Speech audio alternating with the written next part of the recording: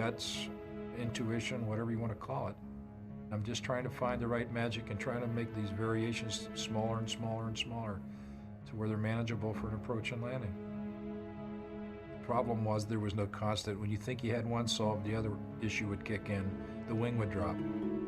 One would not suffice for both. It was an intuitive response after a period of time. I had a sense that the airplane was going to do something. I had a sense that it was going to go in another direction. And knowing that it was reaching that point again, I would be proactive in my throttle control, getting in tune with the airplane, to read the instrumentation and benchmarking things that happen at these certain points and try to lead it. Before the airspeed got to where it wanted to be and the airplane on its own would start up, I'd see it getting close and I'd put the power in maximum power, get the nose back up sooner and begin to climb. And then the speed started to decay backwards. That's it, power's off. Intervening before the natural process took place in a phugoid, we stayed a little higher than we normally would have. Buying time, buying time, buying time. As long as we could, we kept the airplane up. The right engine, the direction of the turn, I put more power on than I would the left engine. That would keep the wing up, and if you keep a wing fairly level, the airplane will not turn. If I allowed the wing to drop, then I could let it turn right. The phugoid caused me to take power all the way off and all the way on, and that complicated it immensely. It just became like the airplane was an extension of me, and I could feel these stimuli coming at me before I actually felt them or saw them. It was work in progress all the way to the ground. I don't think I ever perfected it. It just got better little bit by little bit. There is a possibility that we can make this survivable.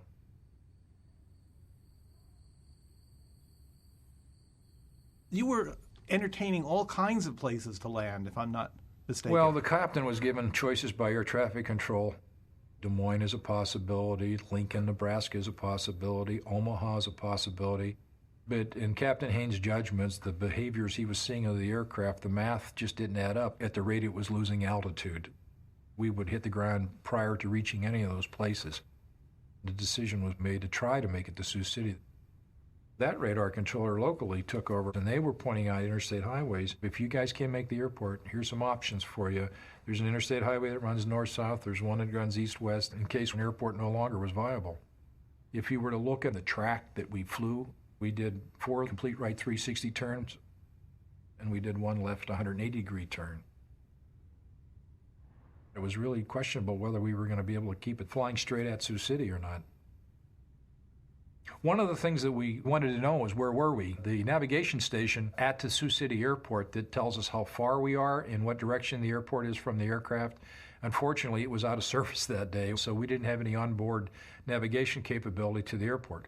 We were talking to the approach controller, and that gave us some positioning.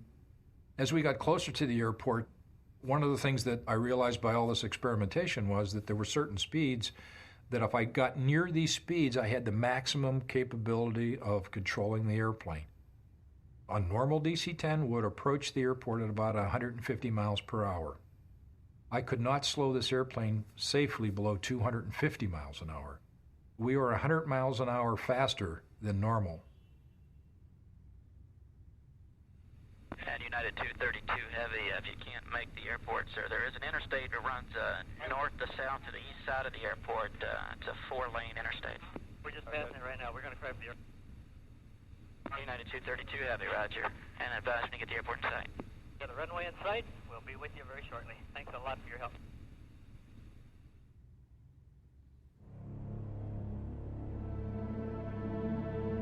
We were perhaps about 6 minutes out. We saw the runway by then. We were making the descent into the airport, and because of the high speed we were going over the ground, we had to make a steep descent. They said you can land on runway 31. We didn't have the altitude or the maneuverability to maneuver to that runway. As a matter of fact, the controller said, "You're clear to land on any runway," to Captain Haynes, and Al's retort was basically a laugh. He said, "Ha, you want to make it a runway, huh?" When we finally saw the airport, we were almost directly lined up with 2-2, and that was a godsend. We didn't have to maneuver the aircraft. We were already lined up for a straight-in approach into that runway. They put a big yellow X on it so pilots know that that's a closed runway. You don't land on this. But that runway was 6,600 feet long. It was a World War II runway. It's been closed for years. Cracked, crumbling. But boy, it was in the right direction, and that's what we needed. At 330,000 pounds going over 250 miles an hour with no way to stop it, we don't have any brakes. We had to touch down as close to the end of the runway as possible so that we could use all the runway ahead of us to slow down. But the beautiful thing was at the end of the runway was a wide open field that was laced in corn. And I thought, perfect.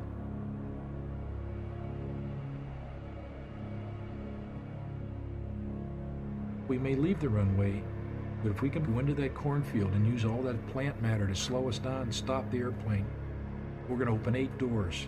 Slides are going to inflate. 296 souls are going to slide down, and we're going to the nearest saloon, and I'm buying. 400 feet above the ground or so, Captain Haynes looked at the airspeed indicator, realized we were doing about 220 knots. How fast we could be going when we touched the wheels on the runway was about 195 knots. The tires were going to explode, or the casings were going to come off them or something. He simply said to me, pull the power off, slow us down. I knew the nose would pitch down. I knew the right wing would fall severely. All I had time to say to him was, I can't, that's what's holding your wing up. When I thought we were right there, that we were right above the runway, that we were just about to touch down, I was going to chop both the throttles all the way back to idle to start to slow down. But then I looked over to see incredibly high sink rate, 1,800 feet per minute toward the ground, 3 times in excess of the structural capability of the landing gear. So I firewalled both the engine, took both the throttles, and I just pushed them to the full extent my arms would allow, trying to get maximum power out of both of them, hoping to pull the nose up and at the very last minute to arrest that sink rate so we didn't hit the runway that hard. But there just wasn't time.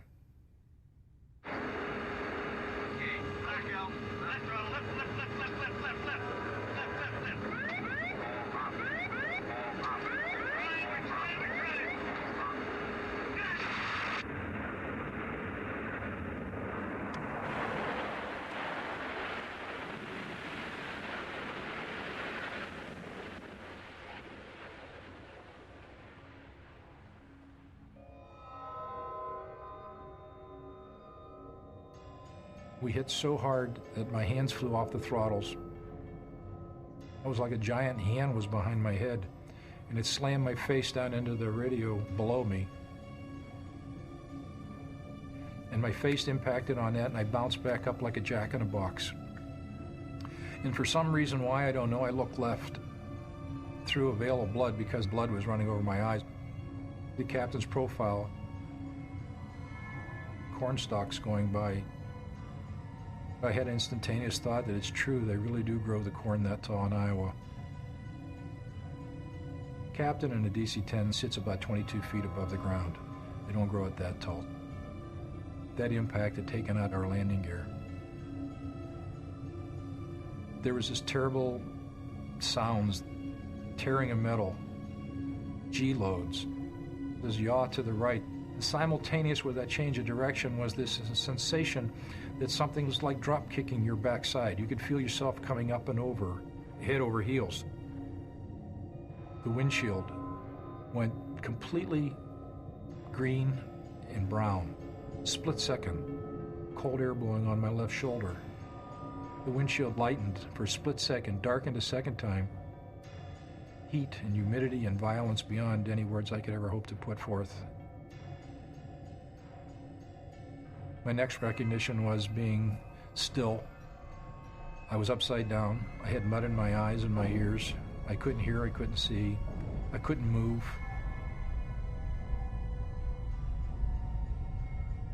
I could feel the blood flowing up my face to my ears and up to my hair. Tremendous pain. My ribs were broken and they'd punctured my right lung cavity and stuck in there. just couldn't get a breath of air